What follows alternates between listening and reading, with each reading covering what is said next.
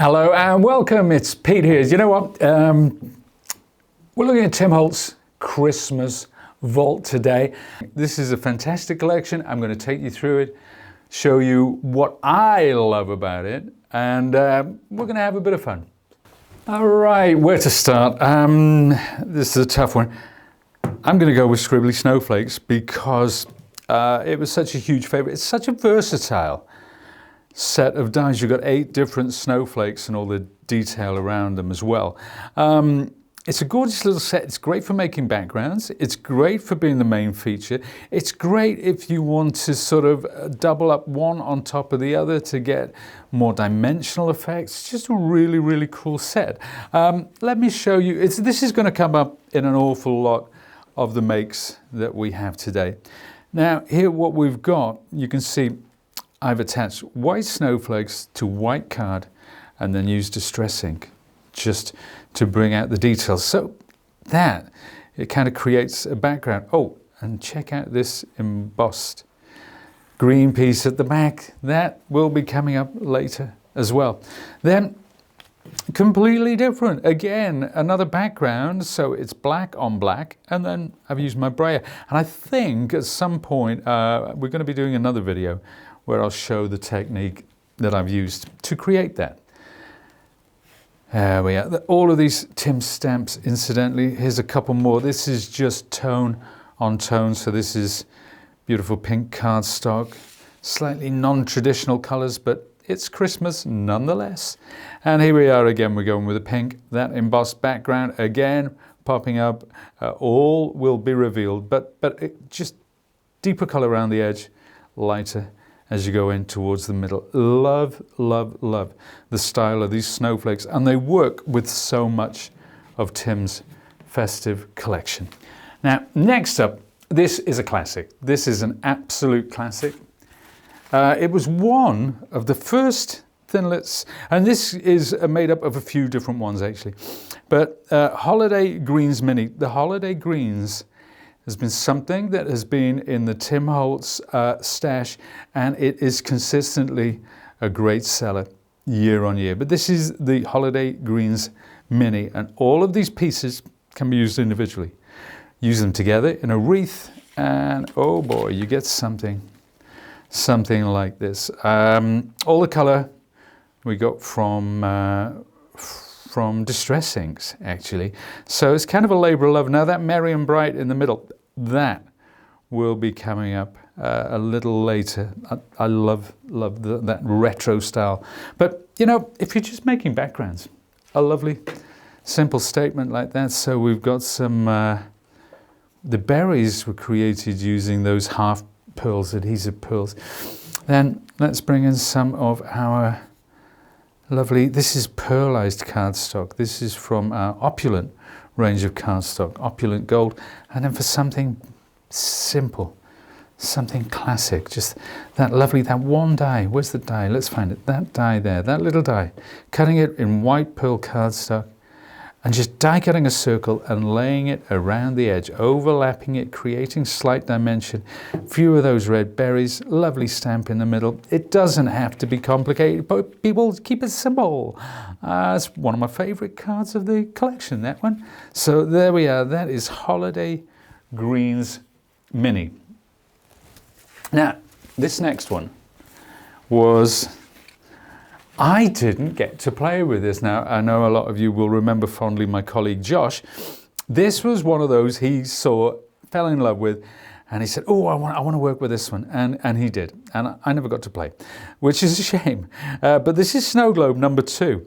And you can see that is where it's at. There's the base, there's the globe. But you put all that together, and you get something like this. And hello, what's that in the background? It's the Scribbly Snowflakes. So again, a very pale blue on top of the white, just very subtle in the background, makes a world of difference. But this is using quite a muted palette to get that effect. But you're getting all of this in the set. You're getting the moon and the stars, you're getting the clouds, you're getting the snow bank across the bottom and all the trees. Now, let's change it up.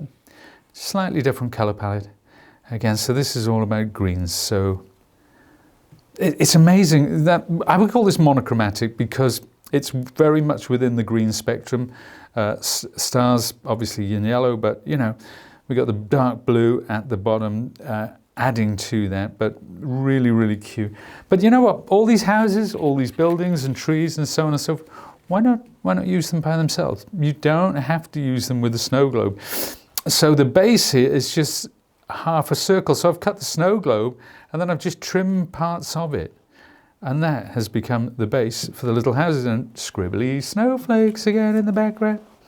And then let's get some craft card. I love craft card and string this time of year when we're thinking festive. I love that kind of natural sort of look, but that's a really, really cool way of using some of the small elements from this wonderful, wonderful set. And that is Snow Globe number 2.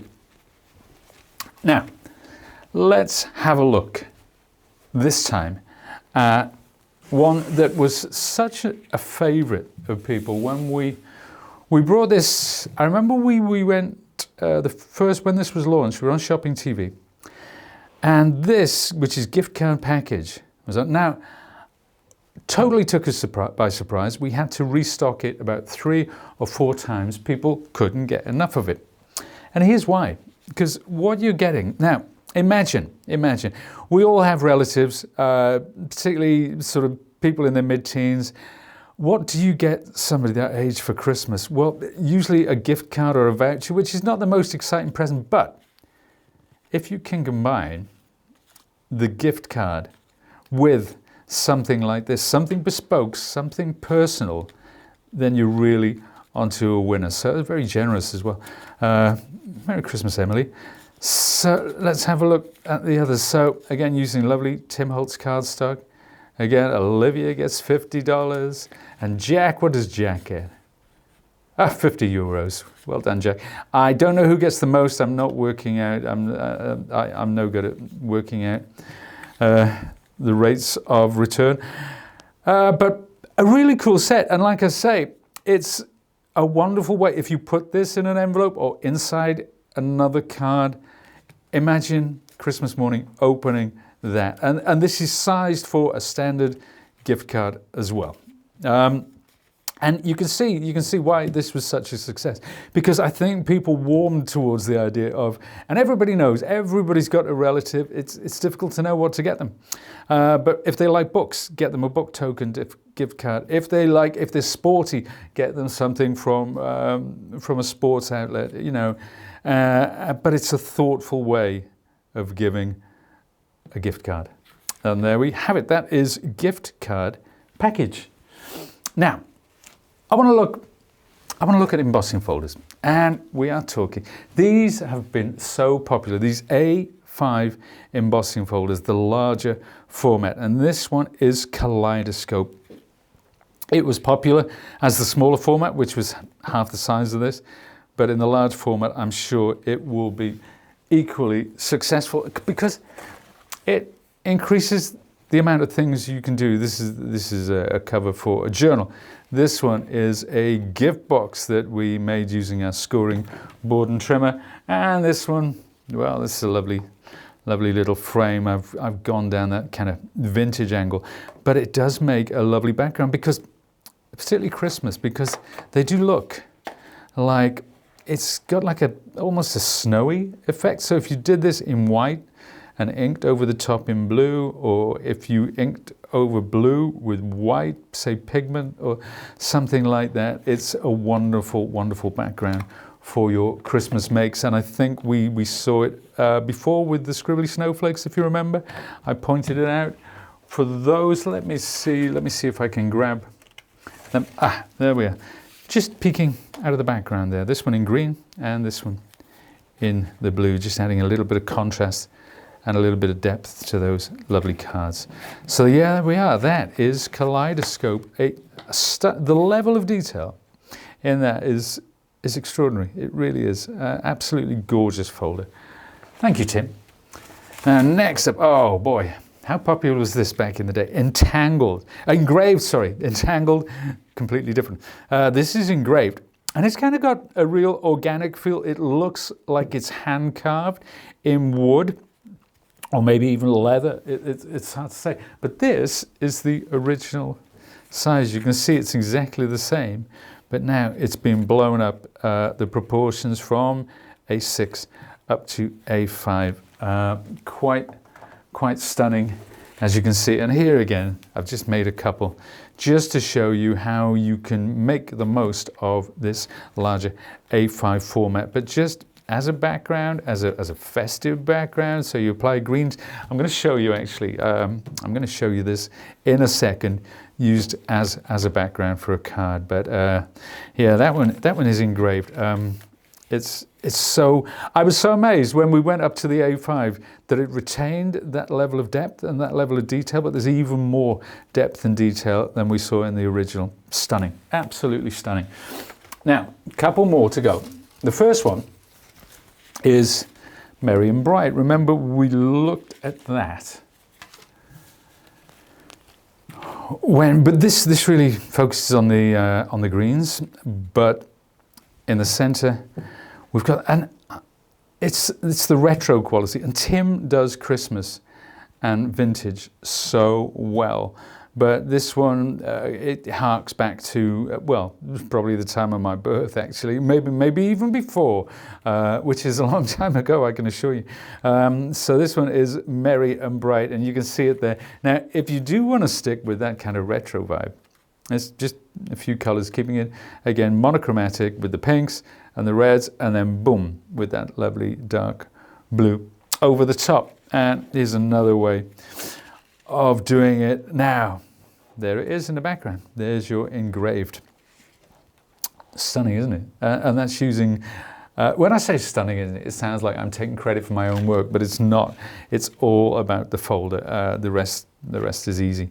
But we've used embossing powders there, but it's a technique that I'm going to show in a later video, actually. And there is the Kaleidoscope background, both of which used to good effect. Really, really cool set. And if you like your retro vibes, then look no further. Now, one more. Last but not least is Winston. And I did get to work with this back in the day. I insisted upon it. To me, it is one of the most successful colorized die sets. Successful in the way that it layers up, successful in the way that it finishes up, and the versatility and the color palettes that you can use with this one. Now let's just stick with that color palette we've got there. Okay, this is our friend, oh look at that, walking in a Winston wonderland. Isn't that awful? My fault entirely. Can't blame Tim for that. Scribbly Snowflakes in the background, perfect for offsetting our snowman. But all of these colors here, those are the colors that I used to create our Winston here, with the exception, notably, of the green holly. Why did I miss that? Come on, Pete. But let's take another color palette, something a little more modern. I think this one equally shows off Winston and those scribbly snowflakes, and how versatile they can be, and how they're always worth having in your stash. But as the centerpiece, our friend Winston, isn't that gorgeous? But this is more monochromatic again, so we're using things in the green and the blue spectrum, but the use of cream as well makes a big deal. White can be a bit too stark sometimes. And again, it's Winston and Scribbly Snowflakes, you guessed it, in that lovely background against some acetate. This time, the color for Winston, everything was done using distress inks to apply that color, usually prior to die cutting as well. And there is one more here. And there you go, that's in craft cards. So everything was cut. You can see Tim's trees in the background there. And that was just cut from craft card. And then I used a brayer loaded with a sort of an off-white paint. And again, this is something we might look at in the future in another video, because it was too much fun.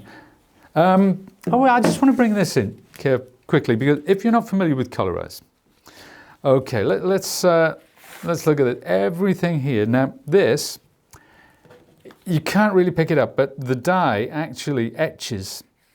It cuts out, but it also embosses. So that tells you where to place this next one.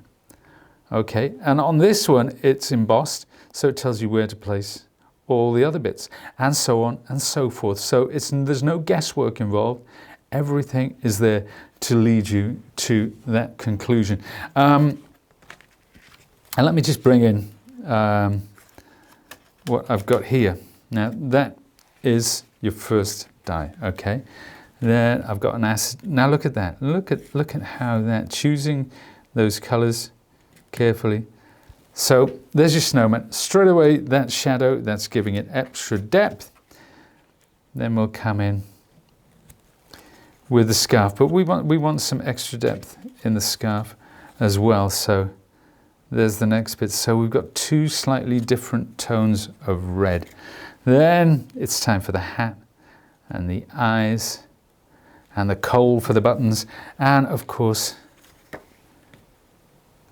the broom. But now the broom has some extra detail, and we've got that lovely holly on the hat, and then finally the berries, the nose, and the string. And let me just take that out and actually straighten that so you can see the finished effect. That's how easy it is. That's how effective it is. Some people say, oh, it might be a bit fiddly. Do you know what? It's not, but the end results are very much worth it, even if you do think it's fiddly, because we all love Winston.